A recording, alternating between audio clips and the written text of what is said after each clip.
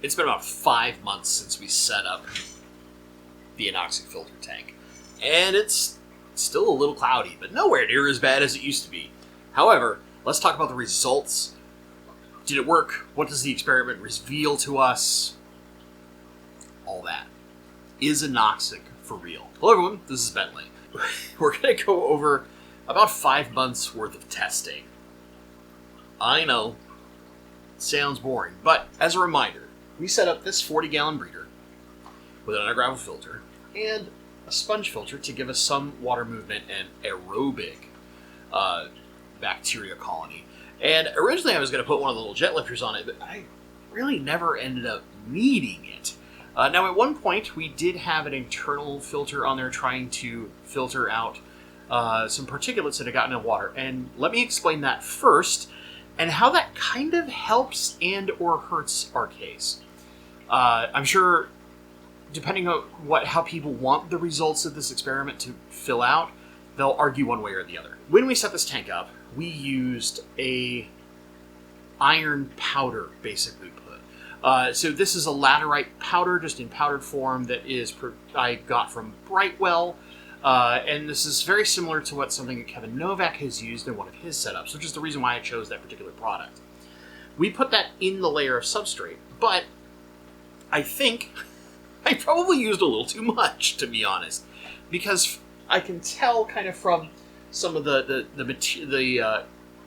mineral staining around the edge that an amount of that powder got into the water column through the various top-offs and through the filtration system. So why do I say this can either help or hurt? Well, anoxic bacteria requires iron as a food source. So if this particulate iron has kind of been constantly in the water column for a while, in theory that means that every time water is moving down into the slow-moving plenum, there is also iron within the water. So it's a food source. Now some will probably say, oh, but because you have the particulates in the water, that means your results can't necessarily be accurate. I don't think that's going to influence the results that much, and given that laterite or an iron source is necessary to feed anoxic bacteria from everything that I've come to understand watching Kevin Novak's videos on the subject, it doesn't seem like it should hurt. Now, I did one actual water change, otherwise all I've done is top-offs in this tank. And what we have done is rather measuredly added ammonium chloride in order to produce our initial food processing, our ammonia. And what I can tell you is basically I can add half a teaspoon to this tank at this point. And to give you dosing so that you'll understand. 1 teaspoon of the ammonium chloride will put 100 gallons of water to 4 ppm ammonia. So half a teaspoon put us at probably like 6 ppm, roughly. Now, I've never dosed that much in one shot. What I've typically been doing is about a 1/4 teaspoon every 4 or 5 days. It kind of depended, as I will fully admit that as my new job started and I got really, really busy, especially the last month, I've been super busy. I haven't been perfectly consistent on the days of dosing. However, what I can tell you is I dosed a 1/4 teaspoon, a little bit more than that, just to kind of math it, to this tank the night before filming this. And so it got a day before doing testing, and on the day of testing, registered 0 ammonia. So we are very efficiently dealing with ammonia.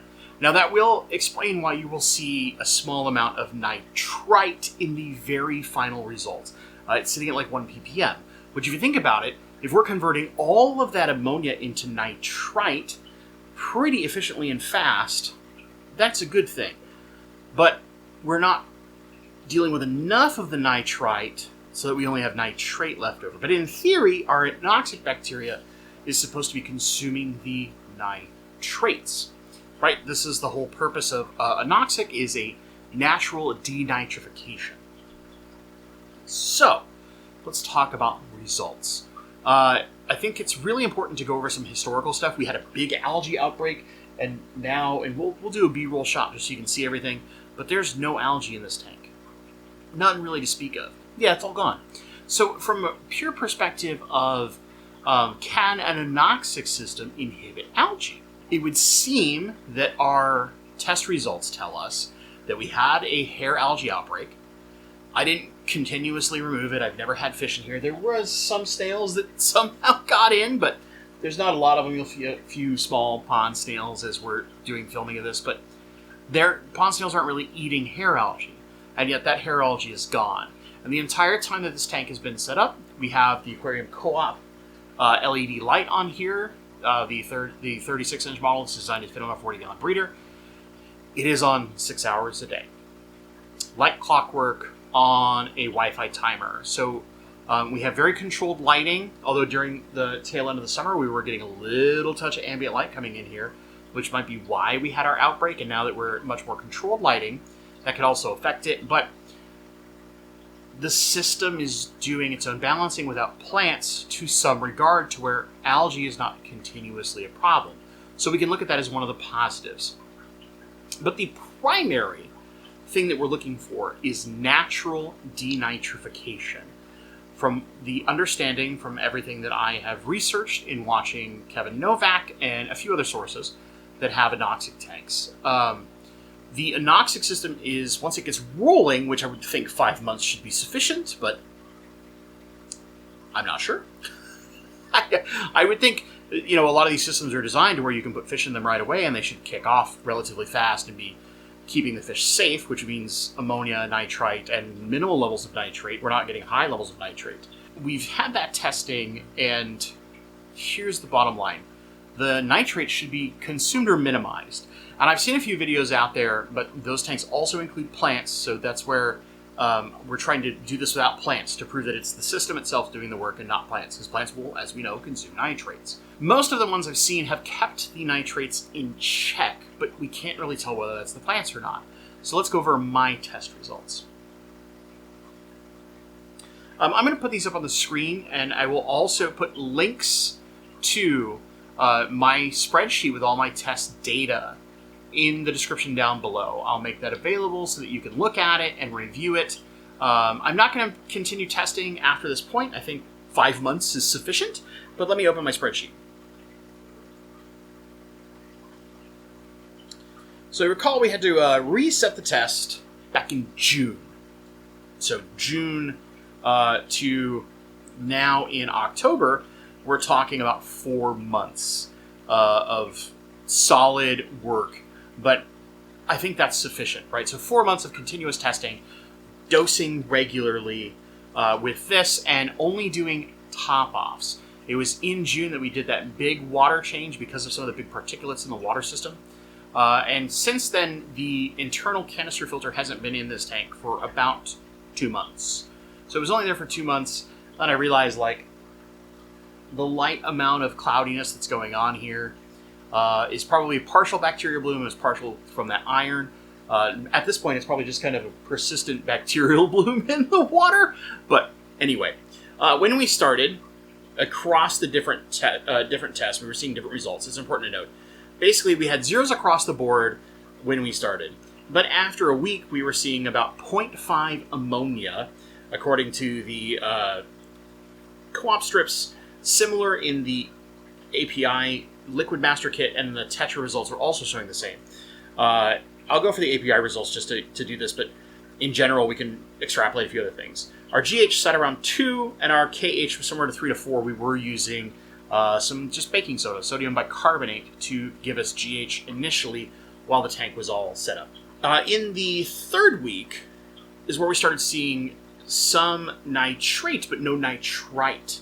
And this is pretty much universal across all of the results, although the nitrates read a little differently between the Tetra, the co-op strips, and the API. But over time, what we'll start to notice over those 4 months is that the ammonia effectively stays at 0 the entire time. This tank does a phenomenal job of controlling ammonia, because you have to think with what I'm dosing, it's basically putting it to roughly 3.5 to 4 parts per million ammonia, and that is disappearing overnight. That's great, right? And that's without any plants. This is literally just the bacteria, the substrate, a sponge filter, and an underground filter plate. That is great, right? Because that means that any kind of minimal fish amount we would have in here without any plants, we'd be taking care of their waste, no problem. Because you're not going to have a sudden spike of 4 parts per million, right? It's going to be a continual light amount, and the filtration system's going to deal with it.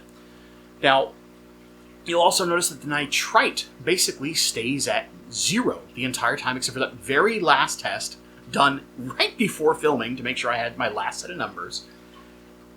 And that's just because I dosed late the night before, and I was running behind it. I knew it, but I wanted to make sure we had one final data set before doing so. So we are allowed to tweak that a little bit. Here's where the important part comes in. You look at the nitrate column. It just kept slowly creeping up. As it stands right now, I'll actually pull up my master test kit water so you can see it. It doesn't want to focus. What if I do this? Ah, gotcha.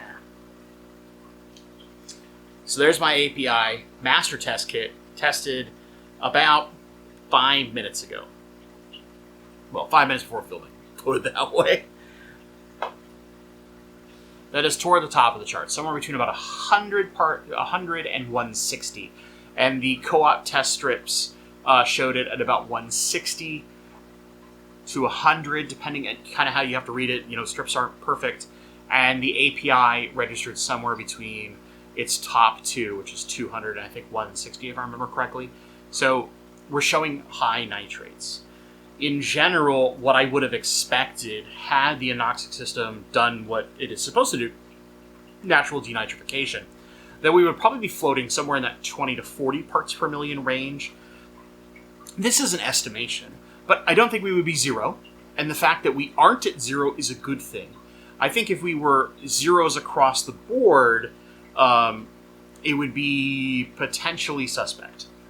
I think we should see some production. But what is important to note is that we would not, despite the fact that I dosed ammonium chloride last night, we would not see a sudden massive spike in nitrates because we still have nitrite in the water. So not all of the nitrite has been processed yet. And what we see is it just kind of keeps creeping up, and it's kind of stayed steady in that over 100 range for a little bit now. So natural denitrification? I don't think so.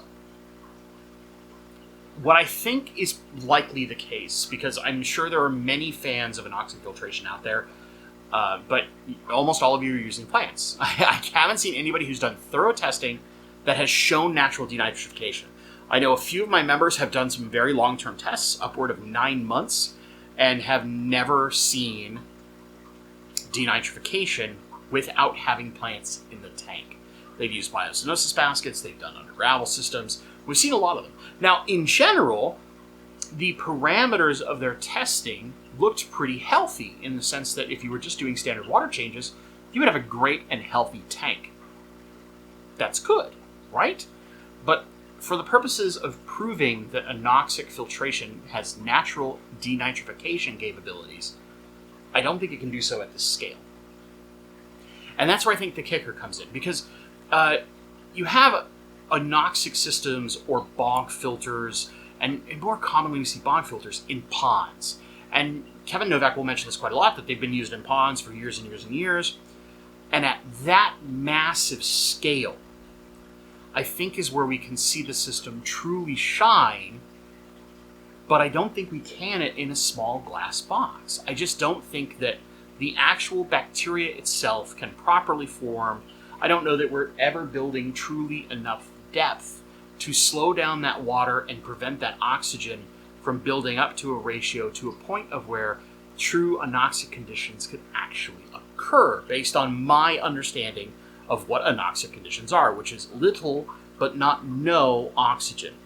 Now, granted, if I had some significantly more impressive testing meters or something like that, I'm sure we could do some experiment like peeling apart the the uplift tube or something and getting in there and actually trying to test the oxygen without the air running. I don't think we need that.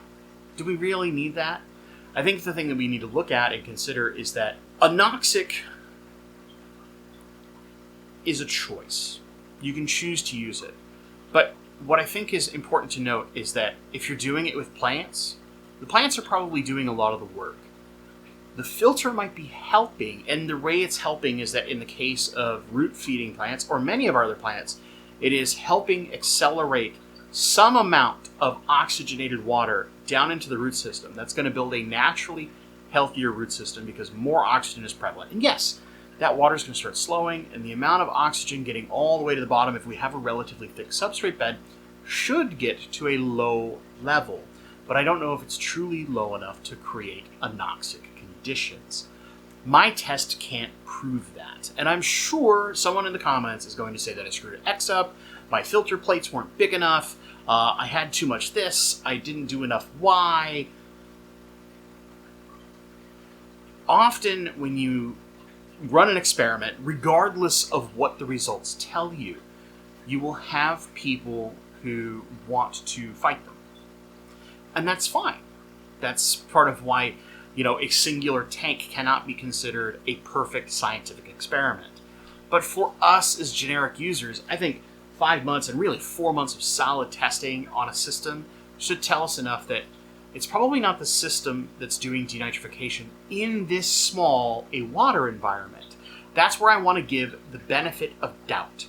I think that when we get to larger water systems, we might be able to truly create those proper anoxic conditions and get what we're looking for. But I just don't think it's possible, based on my experiment, in a water system this small. I'm sure someone is going to be like, I can prove it, here's how.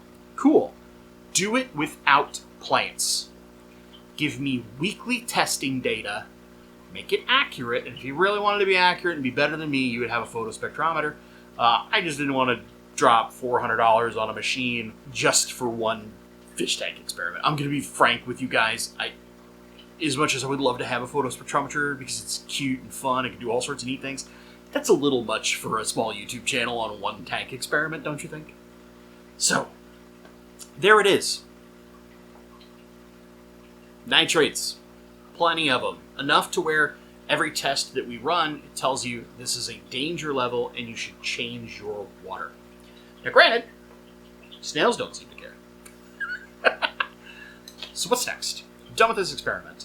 I'm not going to continue doing any further testing on the anoxic system. I am going to keep the underground filter plate. I am going to keep the safety Zorb in here. I will be removing, eventually, the sponge filter and putting plants and some hardscape in this tank, and then from there it will just become another lightly aquascape. Because I wouldn't say I'm ever an aquascaper, although this, the one that my wife did, is looking quite great, but the filter really needs some maintenance.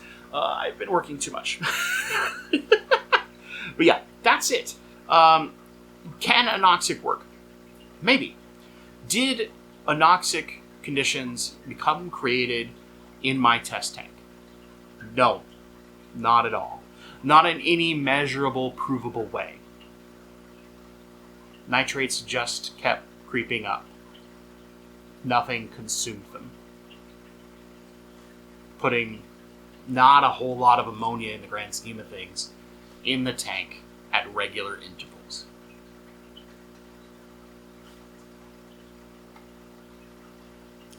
But what we do know is that this amount of substrate and this combo of filters does handle a reasonable amount of ammonia out of the water column rather quickly. It produces nitrite, and that eventually converts to nitrate. That's what you want. Add plants, and guess what? They'll take care of a lot of the rest of those problems. And you can just enjoy a nice planted fish tank. That's what I have for you. I hope you've enjoyed this experiment. You're welcome to conduct your own. I would love to hear your results if you choose to conduct your own experiment.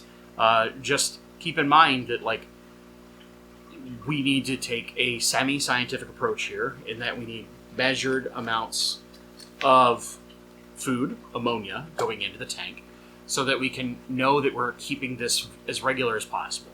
Did I have a few, imperfect slip-ups? Yeah. Instead of every 5 days, I had one that was 6 and one that was 4, the difference is pretty minimal. But at least once a week, some of this was going in to keep all this bacteria fed and keep producing results. And the results were ammonia was getting handled very well. Nitrite in general was getting handled very well. Nitrate kept slowly creeping up week after week and was never to a point of where we saw natural denitrification from the anoxic portion of the system. That's it. Anoxic debunked? Maybe. Maybe. At least in this 40-gallon breeder, it is. So, let me know in the comments down below. Are you going to do your own experiment? Have you played with Anoxic? Do you like Anoxic? Do you not care whether it works or not? You just have found success with it? Great. Then don't change it.